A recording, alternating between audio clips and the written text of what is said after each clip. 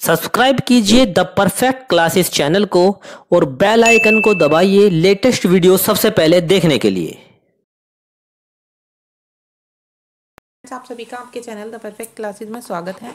शिक्षा निदेशालय राष्ट्रीय राजधानी क्षेत्र दिल्ली की वर्कशीट नंबर 43 डिस्कस कर रहे हैं बच्चों। क्लास 8 की वर्कशीट है विज्ञान की, 28 दिसंबर 2021 की।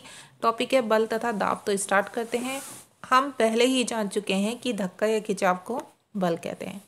देखो यहाँ बल लगाया जा रहा है, इस तरह से किसी वस्तु पर बल लगाया जाता है जो किसी वस्तु की गति की स्थिति या इसके आकार को बदल देता है।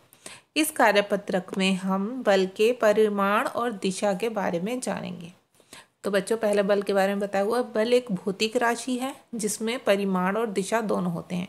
अब हम देखेंगे परिमाण और दिशा क्या होते हैं। देखिए, किसी वस्तु को जिस दिशा में धकेला या खींचा जाता है उसे बल की दिशा कहा जाता है। जैसे ये इस दिशा में खींच रहे हैं, ठीक है, इस दिशा की ओर धक्का दे रहे हैं तो ये इसका बल हो गया। ये इधर धक्का दे रहे हैं तो ये इसका बल हो गया, ये इसकी दिशा हो गई। ठीक है। अब बल की परिमाण का मतलब होता है कि किसी वस्तु पर कितना बल लगाया जाता है। मतलब आप बल कम लगा रहे हैं या बल अधिक लगा रहे हैं, उसे परिमाण बोलते हैं। आगे देखिए, एक बल की प्रबलता आमतौर पर इसकी परिमाण द्वारा मापी जाती है। बल की इकाई क्या होती है? न्यूटन, जिसे एन के रूप में व्यक्त किया जाता है। बल किसी वस्तु की गति या स्थिति को बदल सकता है। किसी वस्तु पर एक ही दिशा में लगाए बल जुड़ जाते हैं।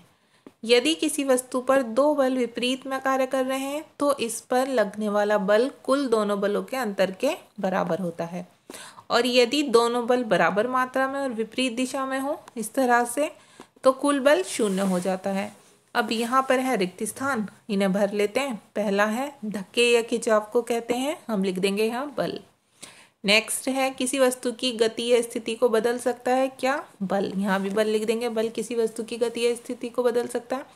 सी है बल में परिमाण और क्या होते हैं, तो हम यहाँ लिख देंगे दिशा। बल में परिमाण और दिशा दोनों होते हैं। डी में है किसी बल की प्रबलता को आमतौर पर इसके द्वारा व्यक्त किया जाता है। किसके द्वारा बच्चों? परिमाण के द्वारा। यहाँ परिणाम नहीं परिमाण आएगा। ठीक है, तो ये आप ऐसे लिख लेंगे। अब देखिए बल की इकाई क्या है, आप यहाँ लिख देंगे न्यूटन। अब क्वेश्चन नंबर 2 में पूछा हुआ है, देखिए क्वेश्चन नंबर 2 में क्या पूछा हुआ है, यदि 5n और 3n के दो बल किसी वस्तु पर एक ही दिशा में कार्य कर रहे हो तो परिणामी बल होगा कितना? ये दोनों जुड़ जाएंगे तो 8n हो जाएगा।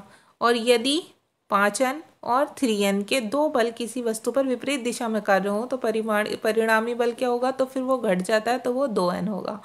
ठीक है, तो वर्कशीट कंप्लीट हो गई। मिलते हैं नेक्स्ट वीडियो में। Thanks for watching.